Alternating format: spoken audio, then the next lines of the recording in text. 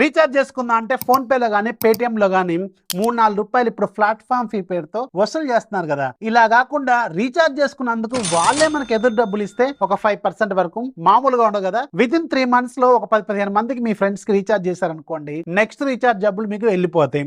అంటే free recharge మీకు వచ్చేసినట్టే. బాగుంది కదా ట్రిక్ కదా. ఇలా రండి చెప్తాను. ఫస్ట్ ఛానల్ సబ్స్క్రైబ్ చేసుకోండి, లైక్ కొట్టండి, మీ ఫ్రెండ్స్ కి షేర్ చేయండి, ఈ దందాన్ని మొదలు పెట్టండి. సింపుల్. ప్లే స్టోర్ లో ఒక 2 ట్రస్టెడ్ యాప్స్ చెప్తాను. ఒకటి రీఛార్జ్ ల్యాండ్, రెండోది ట్రేడ్గో. ఇవి రెండు ఏం చేస్తాయంటే మీ బ్యాంక్ డీటెయిల్స్ లాంటివి ఏం తీసుకోవు అండ్ మీకు సంబంధించిన ఎలాంటి ఇన్ఫర్మేషన్ తీసుకోవు. సింపుల్. ఒక వ్యాలెట్లో మీకు రీఛార్జ్ చేసుకున్నందుకు అప్ టు 5% వరకు ఇస్తాయి. ఇక్కడ మీకు డిఫరెంట్ కమిషన్ రేట్స్ ఉంటాయి అనమాట.